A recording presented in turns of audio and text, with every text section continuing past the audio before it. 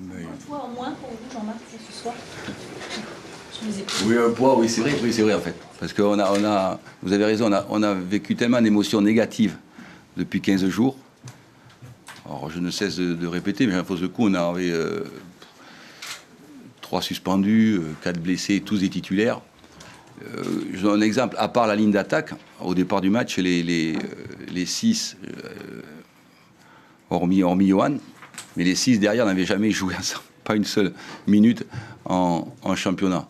Ce qui ne permet pas d'avoir une grande cohésion et qui crée un peu de fébrilité. Donc il a fallu trouver les mots pour trouver les mots, et puis si on peut appeler la stratégie, parce que la stratégie, il y en avait très peu, c'est beaucoup de générosité, et surtout, on savait qu'on n'aurait pas la possession du ballon, et être très attentif et très appliqué, c'est ce qu'ils ont fait, et véhiculer des valeurs humaines, des valeurs de courage. Ça compte beaucoup au football, hein. Ça compte énormément d'avoir une grosse cohésion.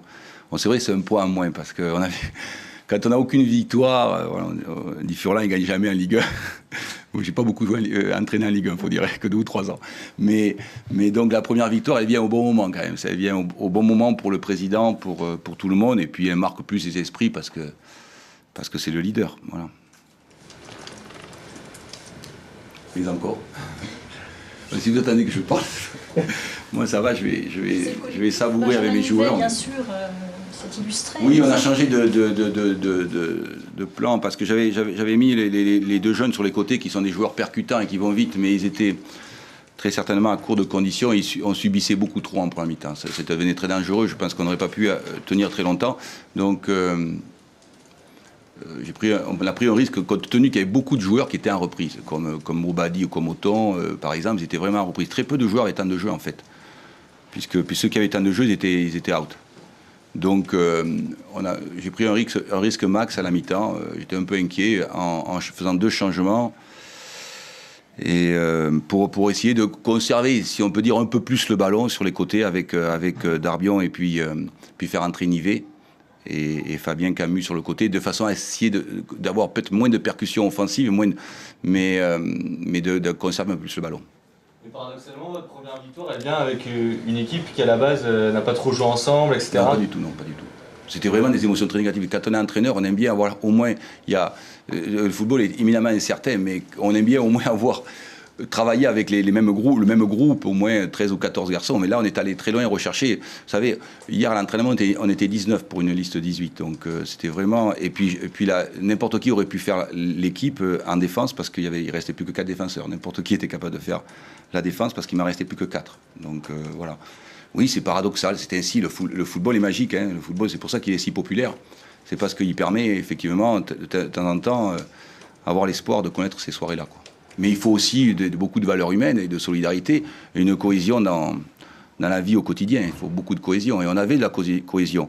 Les joueurs, ceux qui nous ont suivis, savent que les joueurs ne méritent pas d'avoir seulement... ne méritaient pas d'avoir 2 points. C'était vraiment... c'est cyclique, hein. Il y avait un concours de circonstances négatives, blessures, suspensions, pénalty, expulsés, qui ont fait qu'on n'a pas pris plus de points, mais je pense qu'on mériterait d'avoir 2 ou 3 points de plus avant ce... Il y avait aussi avant ce match, mais il y a aussi la fébrilité pour les joueurs. Quand vous n'avez que 2 points, vous êtes dernier, il y avait une forme de fébrilité qui ne nous a pas permis d'avoir plus de possession et de sérénité. Vous comptez vous appuyer, je suppose, sur cette victoire, sur ce match-là, pour continuer à... La victoire génère beaucoup que je disais, d'émotions positives, et ça fait du bien pour tout le groupe. Après, on va voir, chaque match suffit à sa peine. Je ne crois pas aux matchs références. Ce qu'il y a de sûr, c'est qu'il y a des matchs qui marquent les esprits pour les joueurs et qui redonnent confiance. Mais chaque rencontre est un scénario différent et dit sa vérité. Mais effectivement, on s'appuie beaucoup plus sur les victoires, c'est plus facile quand vous êtes un entraîneur, un manager, que s'appuyer sur de trouver les mots quand vous faites que perdre, quoi. C'est plus facile quand vous gagnez, évidemment. Mais je suis très heureux pour mon président, qui nous a toujours soutenus, alors que quand on a 2 points en Ligue 1 et qu'on a 8 matchs, mais il a toujours été exemplaire dans son discours, fait preuve d'une très grande sérénité. Et puis pour les joueurs, ils sont heureux, donc ça fait plaisir de voir des jeunes heureux. Voilà. À quel moment vous avez senti que le match pouvait basculer de votre côté? Aucun moment. C'est ça. Si, parce que Johan multiplie les bons arrêts, même s'il n'y a pas eu d'opportunité très nette de la part de l'adversaire de l'OM, c'était pas très net, mais il a quand même fait 3 ou 4 arrêts importants. Et puis, on va dire que au moment où Benjamin prend le ballon de la tête sur le corner, je me suis dit, il y aura des opportunités. Mais je leur avais dit à la mi-temps, vous continuez à rester très appliqué dans la récupération du ballon, parce qu'il n'y a pas de mi-temps où il n'existe pas une opportunité minimum. Ça n'existe pas au football. Il y a toujours une opportunité par mi-temps, quel que soit votre match. Au moins une. Il y en a eu une, et puis Benjamin, avec tout le talent qu'on lui connaît, et son professionnalisme, et bien, il a su la mettre au fond. Voilà. Ça, c'est bien que ce soit lui, parce que à 35 ans, il montre tout le talent et toute la classe qu'il a, tant sur le plan professionnel, humain et technique, quoi, aussi. Voilà, merci. On a effectivement une grande possession de balles par rapport à notre adversaire qui lui a bien défendu, et il faut être réaliste, voilà, dans ce genre de situation. Les occasions, on les a amenées sur le but adverse et on n'a pas réussi à trouver le chemin des buts. Voilà, c'est ce réalisme qui nous a fait défaut. À l'inverse, notre adversaire est venu 2 fois sur des coups de pied arrêtés, il nous a mis en difficulté, il a marqué 1 fois. C'est une défaite frustrante, Elie, du coup? Elle a plusieurs regards, parce qu'il y a bien sûr pas le fait de ne pas pouvoir arriver à marquer alors qu'on amène beaucoup de ballons sur le but adverse. Ça, c'est un côté évidemment frustrant. Ensuite, il y a la blessure d'André-Pierre Gignac qui est conséquente, puisque c'est une fracture du 5e métatarse. Donc ça, c'est quelque chose de dur aussi à encaisser. Voilà. Après, c'est le fait de prendre ce but sur un corner dans les dernières minutes. Voilà. Il y a beaucoup de frustration. Tu l'as senti venir, cette défaite, justement, à force de ne pas concrétiser? Non, parce qu'on est allé jusqu'au bout. On poussait notre adversaire. Il y a leur gardien qui a été très bon. Il y a même peut-être un penalty qui est oublié, mais je ne vais pas m'attarder plus que ça sur cette situation qui est quand même conséquente. Je crois que voilà, quand on n'arrive pas à marquer, à avoir le dernier geste juste, on s'expose, parce que jusqu'au bout, on a essayé justement de marquer, de jouer. On n'a jamais voulu se contenter du 0-0. Qu'est-ce qui a manqué le plus? Encore une fois, je le répète, c'est cette efficacité. À la mesure où vous avez une grande possession, que vous amenez beaucoup de situations, il faut arriver à le traduire par un but. Voilà, c'est ce qui a manqué le plus à mes yeux.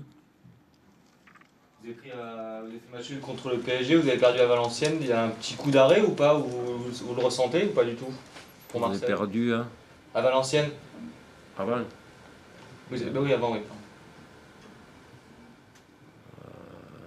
C'est derrière nous. Hein. Je veux dire, Paris, c'est derrière nous. Valenciennes, c'est derrière nous. Aujourd'hui, ce qui compte maintenant, c'est le match à venir en Europa League. Ensuite, c'est ce match qui nous attend contre Lyon. Voilà, on va pas refaire les matchs d'il y a 15 jours ou 3 semaines. Hein. Vous êtes satisfait du comportement de vos joueurs aujourd'hui? Dans l'envie d'aller vers l'avant, dans tout ce qui est la détermination pour essayer de faire du jeu, il y a des choses intéressantes. Maintenant, il faut y ajouter plus de qualité dans les derniers gestes, dernières passes, derniers centres, voire dans la finition. Voilà, il y a beaucoup de choses à améliorer, parce que c'est une situation qui se reproduira avec des adversaires qui défendent bien regroupés. Et il faudra, avec de la simplicité, de la qualité dans les derniers gestes, et arriver à trouver le chemin des filets en face. Vous perdez aujourd'hui la tête de la Ligue 1, c'est simplement... On est à la 9e journée. Je ne pense pas que le classement soit encore très significatif. Maintenant, il ne faut pas lâcher des points, il faut prendre des points, parce que la course est lancée maintenant et il y a beaucoup de concurrents, d'équipes qui prennent aussi beaucoup de points. Merci.